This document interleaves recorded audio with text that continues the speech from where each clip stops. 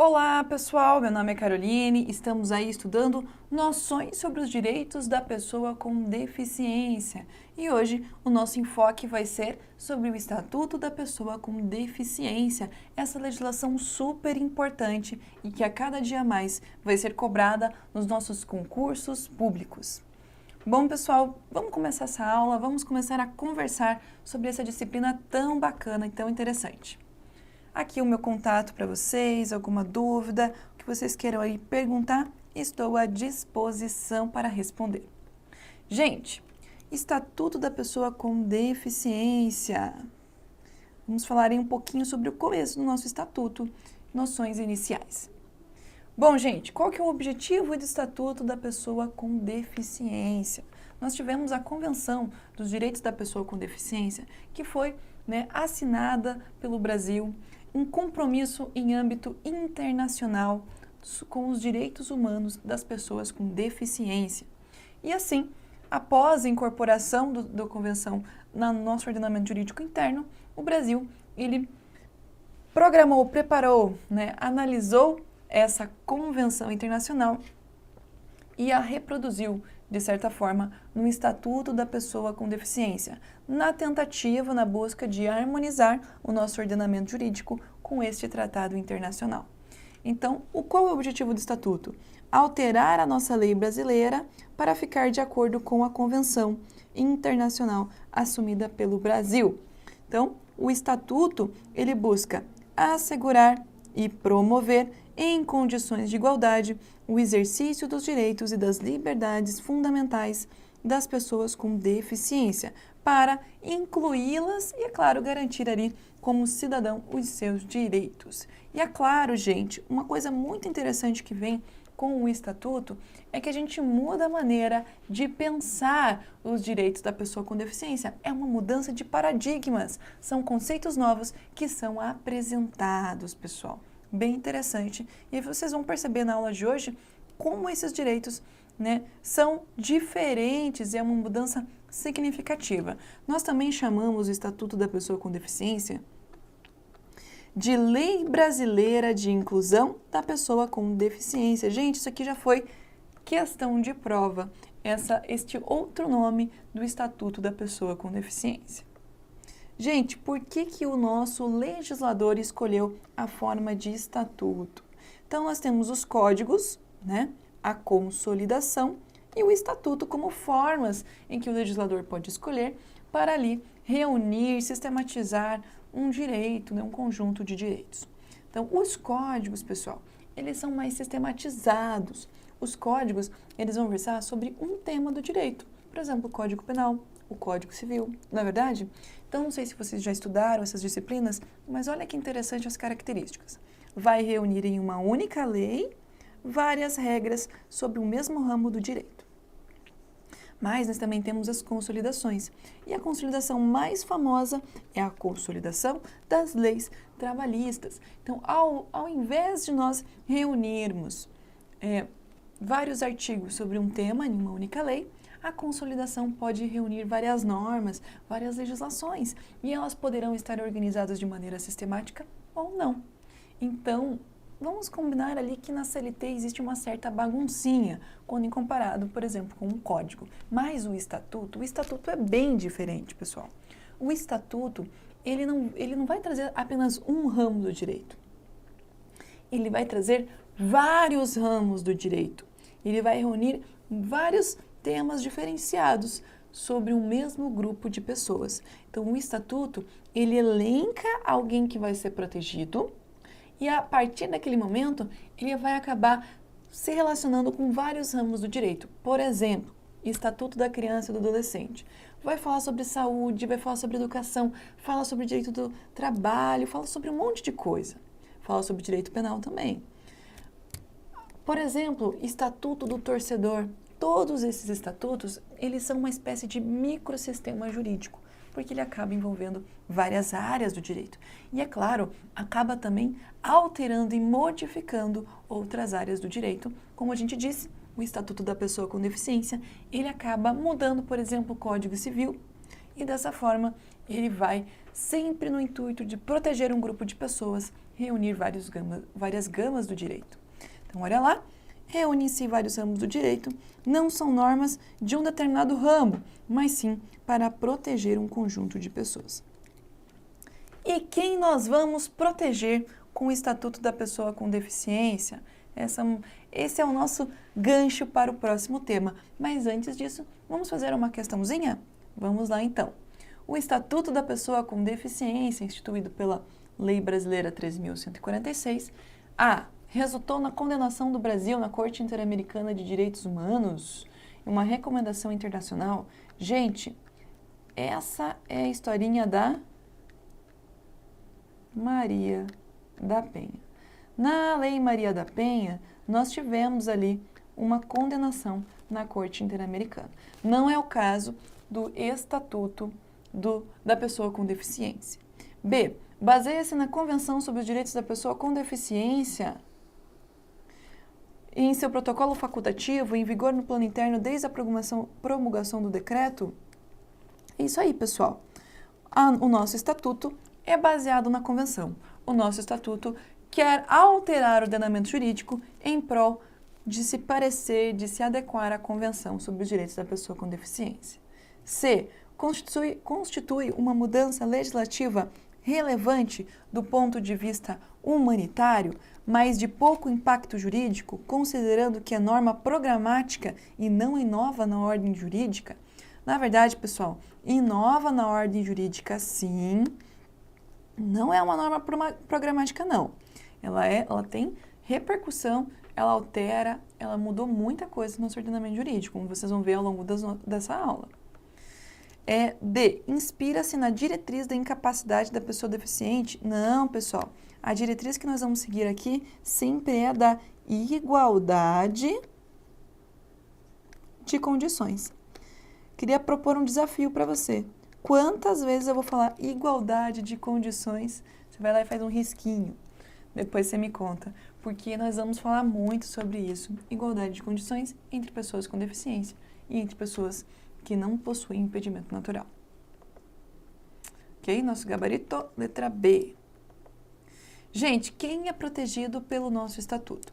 Então, aqui eu trouxe para vocês o artigo 3º, inciso 1º, do decreto 3298, que trata sobre os direitos da pessoa com deficiência, mas é claro que esse decreto ele é antigo, gente. Então, ele traz um conceito de pessoa com deficiência, o qual ele vai chamar de portador de deficiência. Palavrinha feia, né? Acho que você deve ter ouvido vários termos que são empregados. Pessoas especiais, pessoas portadoras de deficiência, deficientes. Sabe qual que é o termo adequado? Pessoa com deficiência. Esse é o nosso termo politicamente correto. Mas a própria legislação já usou outros termos. E dessa forma, nós vamos aí ver o que significa esse conceito. Olha lá, gente, portador de deficiência. É a pessoa ali que tem perda ou anormalidade de uma estrutura ou função psicológica, fisiológica, anatômica, que gera incapacidade para o desempenho das atividades consideradas dentro do padrão normal. Estão percebendo que a gente está usando isso como uma condição e um atributo da pessoa? Estamos chamando ela de anormal, de incapaz, de fora do padrão normal. Estão sentindo ali que tem uma coisa estranha nesse conceito? O conceito que é trazido pelo Estatuto, ele é diferente. Olha como ele é mais bonito, pessoal. Ele parte dos resultados. Então, nós temos uma pessoa que tem um impedimento de longo prazo. Esse impedimento pode ser físico, mental, intelectual, sensorial, mas o problema acontece, gente, quando essa pessoa, ela entra em contato com barreiras. O impedimento natural que ela tem entra em contato com uma barreira e, dessa forma, os direitos de participação acabam sofrendo restrições. Conseguiu compreender, meu amigo, minha amiga? Nós estamos tirando de uma perspectiva em que a gente olhava um atributo da pessoa, a gente considerava aquela deficiência como um atributo, e a gente parte para outro ponto onde nós consideramos essa dificuldade quando ela entra em contato com uma barreira. Então, nós estamos trabalhando na perspectiva do resultado. E isso, pessoal, é uma diferença bem interessante entre esses dois conceitos, uma mudança de visão. Gente, esse conceito foi revogado? Se aparecer na sua prova, você vai dizer que está errado? Não. Esse conceito continua previsto na nossa legislação. Então, mas o conceito mais adequado é o conceito de pessoa com deficiência, que a gente vai chamar durante as nossas aulas de pessoa com deficiência, essa sigla ali, PCD, ok? Então, tá bom, vamos seguindo, pessoal. Gente, tem alguns pontos que são bem importantes que a gente deu uma reforçada no nosso conceito. Por exemplo, é um impedimento de longo prazo, ele tem uma natureza diferenciada e o problema acontece quando o impedimento se encontra com a barreira, porque ali pode acabar impedindo algum direito. Gente, apenas as pessoas com deficiência são protegidas pelo nosso estatuto? Não. Outro grupo de pessoas também é protegido pelo estatuto. Vamos pensar, por exemplo, a professora Caroline, está aqui na sede do Aprova, estamos aqui num sábado, pessoal, pela manhã, não tem ninguém aqui, eu estou descendo correndo as escadas, tropeço, caio rolando e quebro a perna. Vão concordar comigo, gente, que esse impedimento que eu vou ter a partir de agora, ele não é de longo prazo, porque em algum momento eu vou tirar o gesso e vou voltar a andar feliz e faceira. Mas, durante algum tempo, eu vou ter uma dificuldade. E, por exemplo, numa escada, vai ser difícil para eu subir. Se eu estiver andando na rua, seria melhor se tivesse uma rampa, né, no meio-fio para alcançar a rua. Estão percebendo que eu preciso de algumas coisas, mas que não vai ser uma condição permanente de longo prazo. Ela é temporária. E, gente, o Estatuto da Pessoa com Deficiência também serve a estas pessoas. E nós vamos chamar esse pessoal de pessoa com mobilidade reduzida. Então, vamos para o nosso conceito.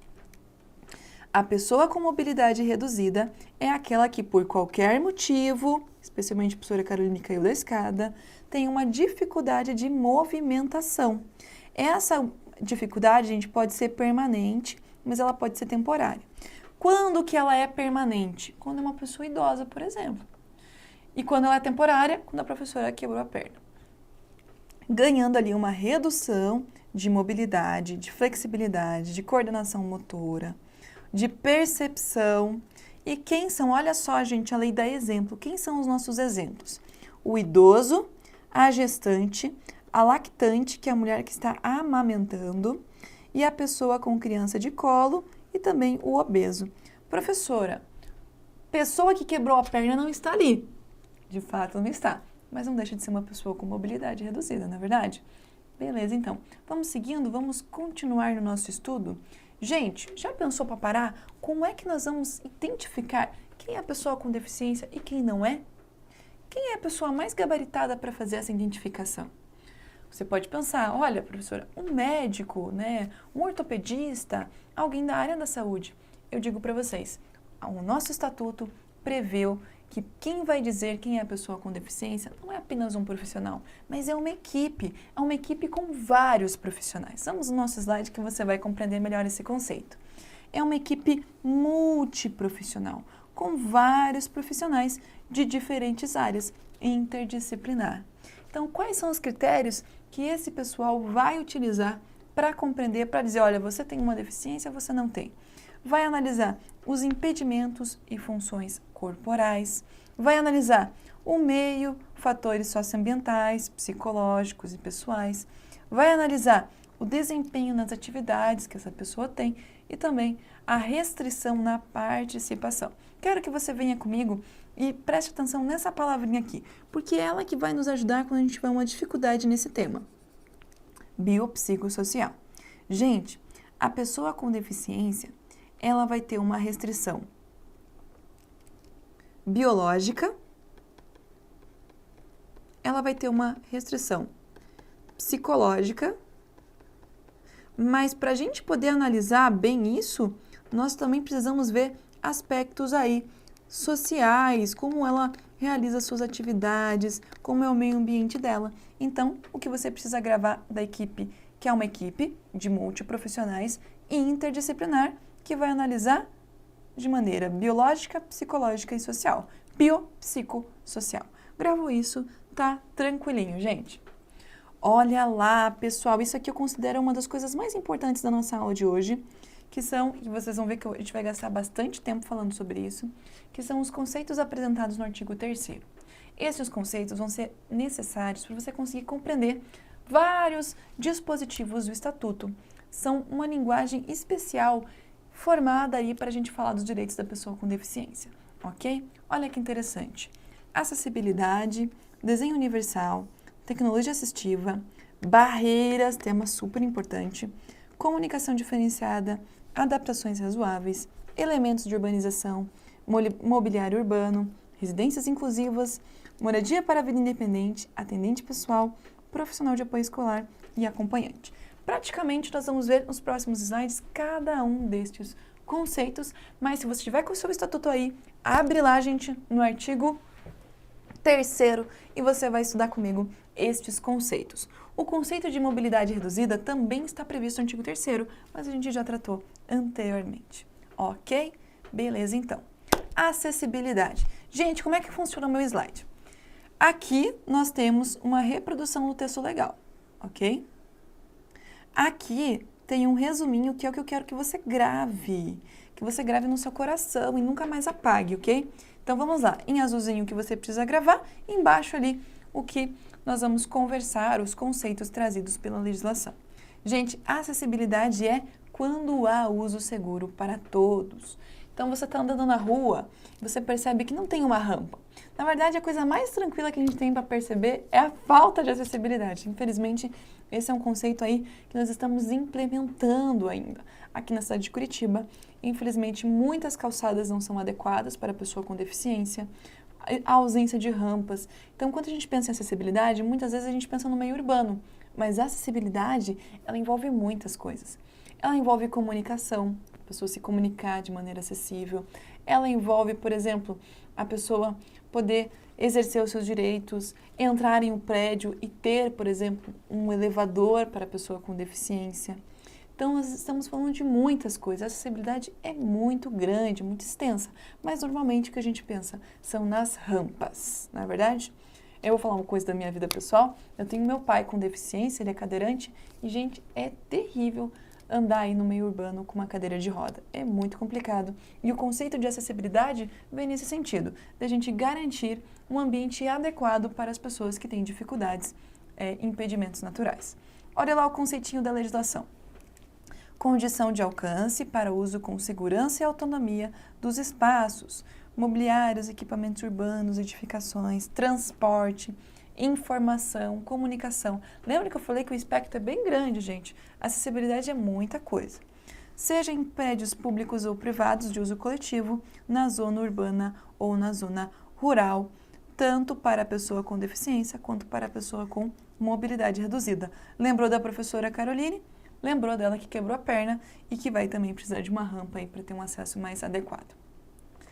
Desenho universal, conceito lindo, gente. Esse conceito diz o seguinte, que nós precisamos pensar os produtos, os ambientes, para que todos usem, sem a necessidade de uma adaptação, ok? Então, nós queremos que os ambientes possam ser utilizados por todas as pessoas. Sejam ambientes, programas, serviços, tudo isso para ser usado por todo mundo, sem a necessidade de uma adaptação. Ok? Olha aqui um exemplo legal pra gente. Aqui nós temos um conceito do que não é acessível. Na verdade, ele é acessível, né? Perdão, eu errei aqui. Ele é acessível, mas ele não é universal. Olha o que é universal, pessoal.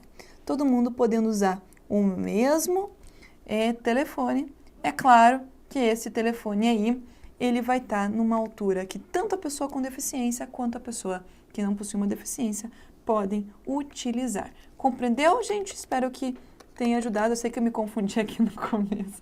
Peço perdão para vocês. Gente, tecnologia assistiva. Olha que interessante. A tecnologia assistiva é quando o desenho universal não dá certo. Então, a regra geral é o desenho universal, mas muitas vezes, por exemplo, um carro popular.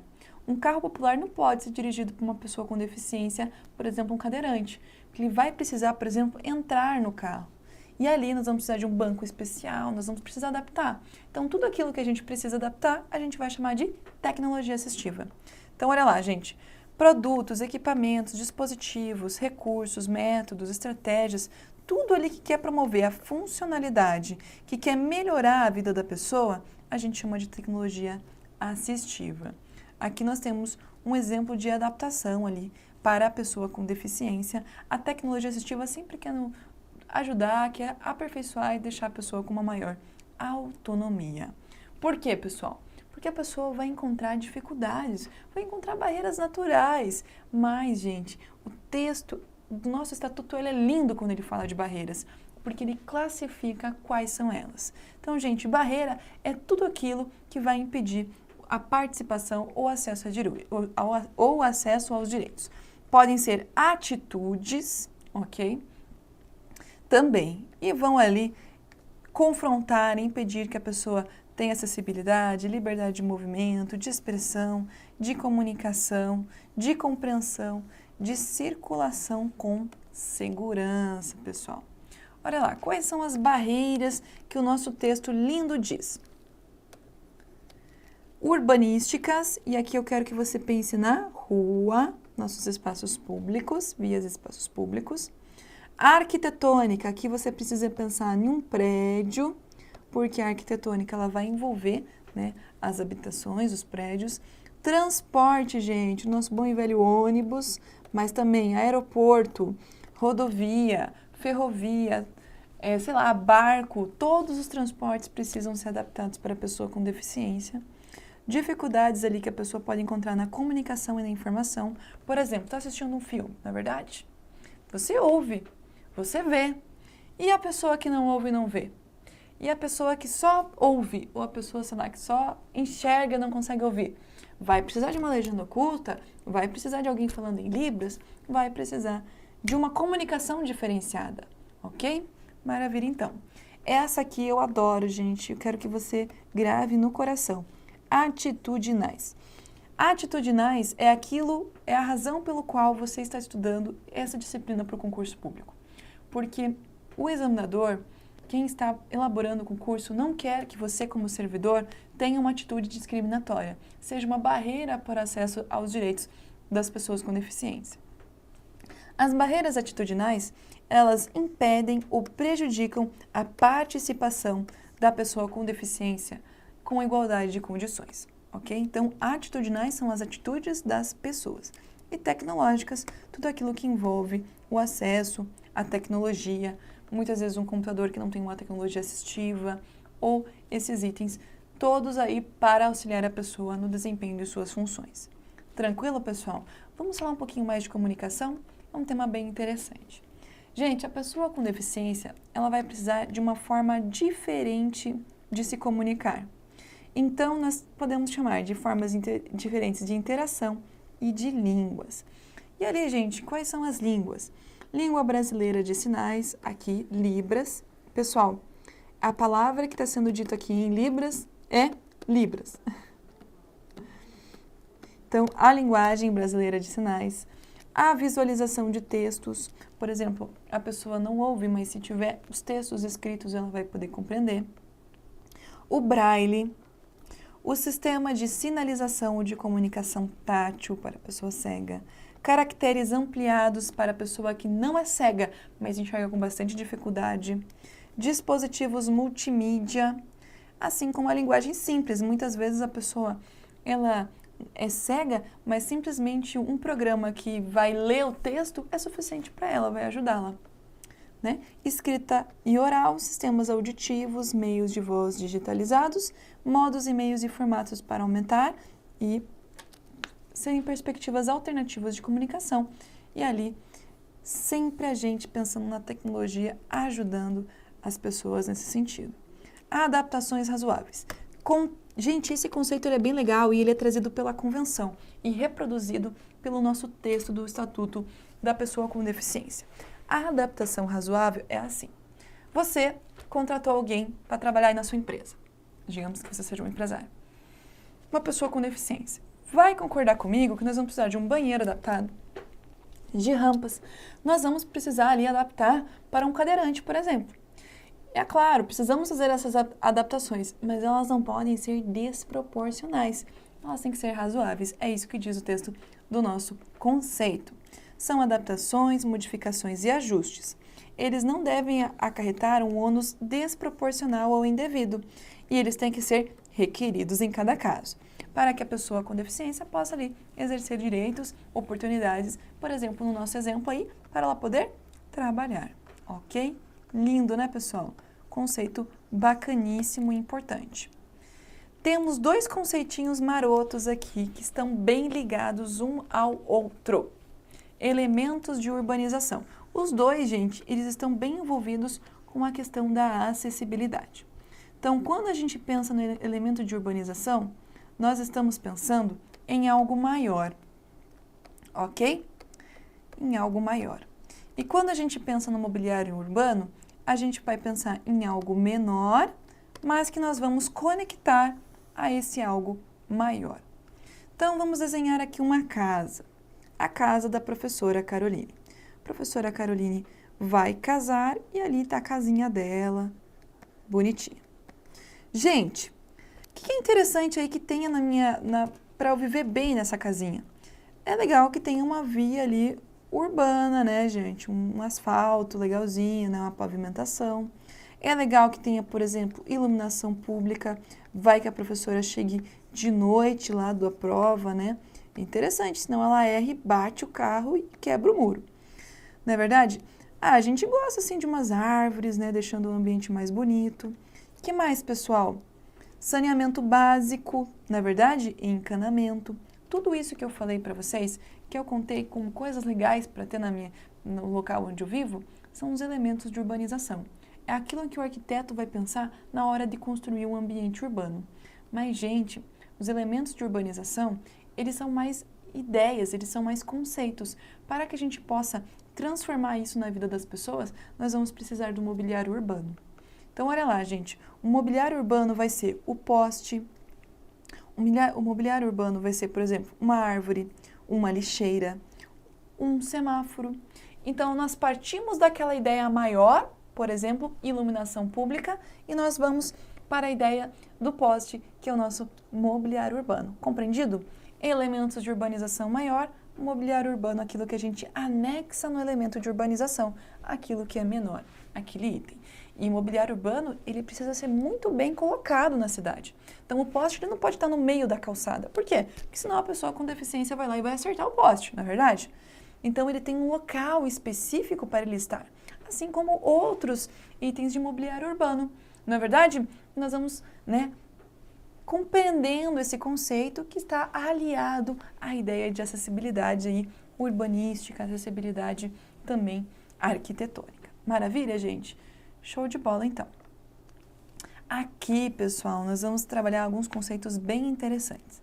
Não sei se você sabe, mas o maior medo de um pai e de uma mãe que tem uma pessoa com deficiência é o momento em que ele faltar, é o momento em que ele partir, em que ele falecer, e dessa forma, quem ficará com aquela criança, quem ficará com aquela pessoa com deficiência?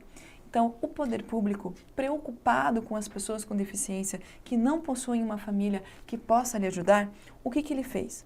Ele pensa esse conceito bem interessante, que são as residências inclusivas.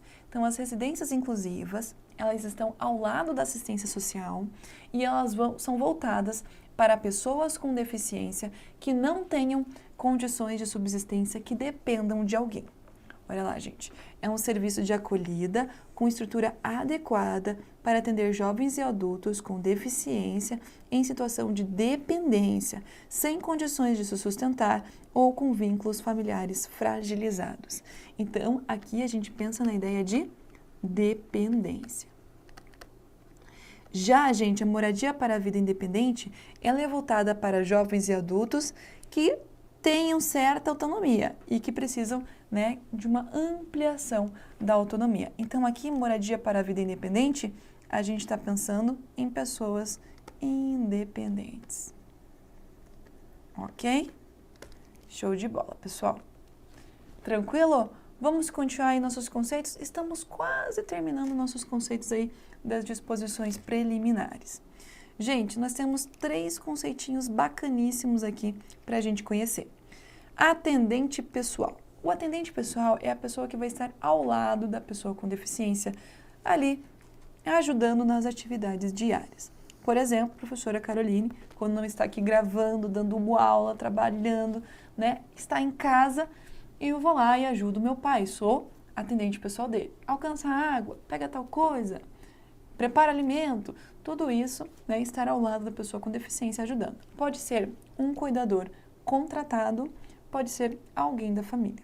Ok? Não estamos pensando em remuneração, estamos pensando mais na função de atendente pessoal. Nós também temos essa ideia de atendente, mas no ambiente escolar. E aí, a gente chama de profissional de apoio escolar.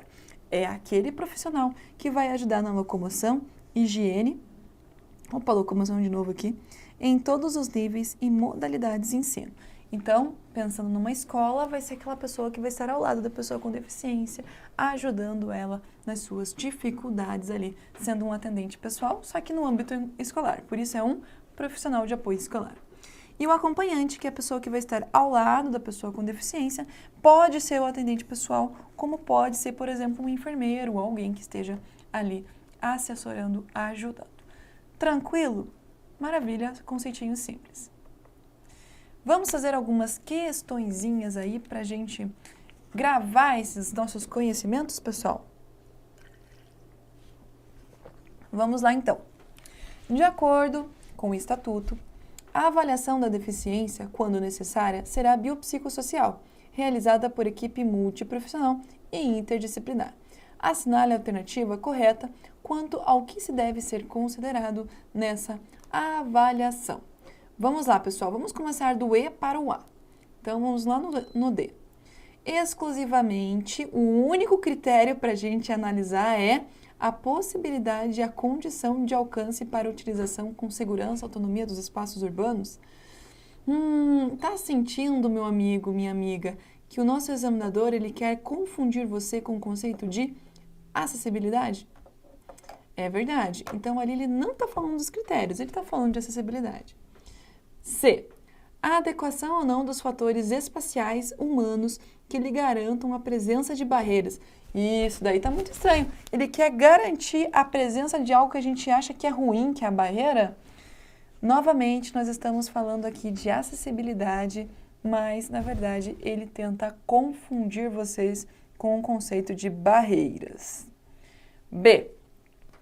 Então, os critérios para a gente ver se uma pessoa com deficiência é acessibilidade ou ausência de tecnologia assistiva, gente, a pessoa vai ter a dificuldade, vai ter o impedimento natural, havendo acessibilidade ou não.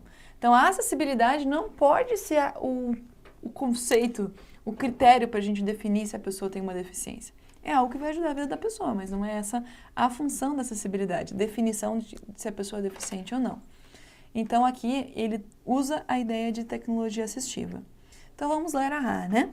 Os impedimentos nas funções e estrutura do corpo, fatores socioambientais, psicológicos, pessoais, limitação do desempenho das atividades e restrição da participação. Gente, essa questão, ela é muito fácil, ela é muito tranquila. Mas o que eu quero mostrar com essa questão para você? Que o examinador, ele te pede uma coisa no enunciado. Aí, nas alternativas, ele coloca outros conceitos que não têm a ver com o enunciado. Mas, se você é do estilo desesperado, o que você vai fazer? Isso aqui não está tão errado, vou marcar. Marca e se arrepende depois.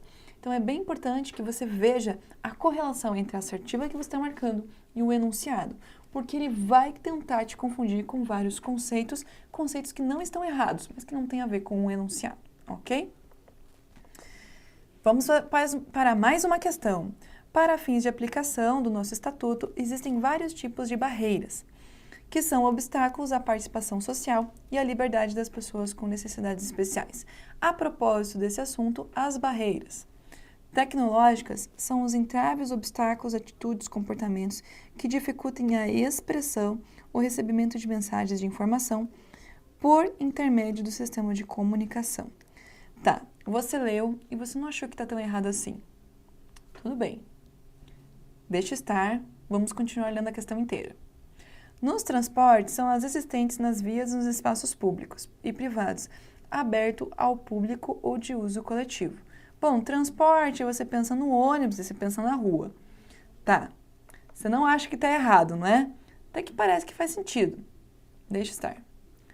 Urbanísticas são as existentes nos edifícios públicos e privados. Confundir urbanística com arquitetônica é possível, gente. Mas, novamente, é algo parecido, mas também não está errado. Não está certo, deixa estar. Vamos continuar. Nas comunicações, são as existentes nos sistemas e meios de transporte. Aqui, se você não percebeu que ele estava trocando tudo, aqui você percebe que esse negócio está muito errado. Então, vamos lá, vamos voltar à alternativa A, B e C. Então, nas comunicações, não são no sistema de transporte. Aqui, gente, é no transporte mesmo. Beleza, professora, essa aí eu percebi. Essa tá fácil, quero ver as outras. Vamos lá. Nos transportes, não são as existentes nos espaços públicos. Aqui, gente, é a urbanística. Por quê? Porque está falando de vias, e vias nada mais são do que ruas. Não é verdade? Então, essa aí, pessoal, é a urbanística. Essa aqui eu acho a mais maldosa, porque é muito fácil você confundir tecnologia com informação e meio de comunicação. Mas, na verdade, a da alternativa A, gente, a barreira é na comunicação. Sentiu o grau de maldade? É claro que você ia ficar esperto quando você chegasse na D. Na D ali é a fronteira final, aquela é a mais estranha, daí você já percebe que as outras estão trocadas. Mas, gente, tem que conhecer o texto, tem que ler bem o artigo 3º, ok? E atitudinais são os comportamentos que impedem a participação social das pessoas com deficiência. Maravilha, acertamos aí a alternativa E. Gente, lá no artigo 4º, nós temos um conceito muito interessante que é apresentado, que é o conceito de discriminação. O que é discriminação? Discriminação é tudo aquilo que as pessoas acabam fazendo para a pessoa com deficiência, prejudicando a vida dela, impedindo ela de alcançar um direito. Olha lá, gente, toda forma de distinção, restrição, exclusão, por ação ou por omissão, que tem o propósito de prejudicar, de impedir, de anular o reconhecimento ou exercício dos direitos e liberdades fundamentais das pessoas com deficiência, incluindo a recusa de adaptações razoáveis e de fornecimento de tecnologia assistiva. Isso pode ser considerado discriminação. Lá no finalzinho do estatuto, se tiver curiosidade, dá uma olhadinha, nós temos os crimes que são cometidos, e um dos crimes ali está relacionado com o ato de discriminar as pessoas com deficiência. Gente, nós temos mais artigos interessantes. Olha que bacana, a pessoa ela não é obrigada a fruir de uma política pública, por exemplo. Ela não é obrigada a fruir de um benefício. Isso aí a gente parte da ideia de que a pessoa com deficiência, ela tem que solicitar para ter acesso a esses benefícios, ok? Eles não são automáticos.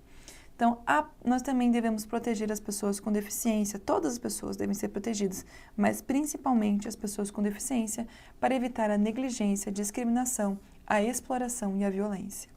Gente, a deficiência não afeta a capacidade civil.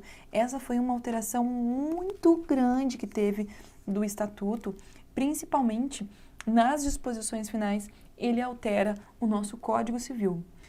Nós consideramos, então, a pessoa com deficiência como capaz. E caso ela tenha uma dificuldade, um impedimento, o que vai ser necessário? Nós vamos precisar de uma ação que vai ali informar que a pessoa não tem a plena capacidade mental e que vai precisar ali de um curador para os bens, para os negócios jurídicos, ok? Porque ela ainda vai ter vários direitos, por exemplo, como o direito a se casar. Artigo 7º. A violência tem que ser comunicada à autoridade competente. E aí a gente pensa no nosso lindo Ministério Público, que é ali quem vai ajudar nos casos de violência, ok? E o artigo 8º é um dever de todo mundo, gente, da sociedade, da família, do Estado, meu e seu, assegurar os direitos da pessoa com deficiência. Por quê, pessoal? Porque por muito tempo a pessoa com deficiência ficava trancada em casa, não saía, era discriminada, passava vergonha, não ia para a escola. E nós precisamos romper com esse passado e ter um momento novo. Então a família é muito importante, a sociedade é muito importante e o Estado também tem o seu papel prioritário na defesa dos direitos da pessoa com deficiência, ok? Olha lá o artigo 6º, gente. É lindo esse artigo aqui. Vai falar de alguns direitos da pessoa com deficiência. De casar e de constituir união estável, de ter os seus direitos sexuais e reprodutivos, decidir o número de filhos, o planejamento familiar, conservar a sua fertilidade, exercer o direito à família e à convivência, exercer o direito à guarda, tutela, curatela, vários direitos ali, podendo adotar também igualdade de oportunidades com as demais pessoas. Gente, eu vou chamar uma coisinha aí, estamos quase terminando a nossa aula, mas eu quero que você grave isso. Espírito do Estatuto. O espírito do Estatuto, gente, é que é igualdade de oportunidade, é a não discriminação, é não pagar mais por um mesmo serviço, é não receber menos pelo mesmo trabalho. E ninguém é obrigado a fruir benefício nenhum, a pessoa tem uma autonomia. Não é verdade? A gente tem que considerar essa independência da pessoa com deficiência. E, é claro, a deficiência não afeta a capacidade. Uma questãozinha aí de 2016 do CESP, concurso do INSS. A pessoa com deficiência tem o direito de receber cobranças e tributo de forma acessível, independente de solicitação. De fato, ela tem esse direito, mas ela não é obrigada a fruir de nenhum benefício. Então, ela precisa solicitar, meu querido, minha querida. Então, essa alternativa está errada. Bom, pessoal, chegamos aí ao término do nosso encontro. Espero que vocês tenham gostado. Não deixem de ler os dispositivos, porque são muito importantes. E você já viu como o examinador vem. Ele trata de conceitos muito parecidos e tenta te levar em erro. Mas você não vai cair nessa. Você vai estar atento a essas diferenças dos conceitos, especialmente prestando atenção no nosso enunciado. Maravilha, pessoal? Beleza, então, nos encontramos por aí. Esse foi o nosso encontro. Bons estudos!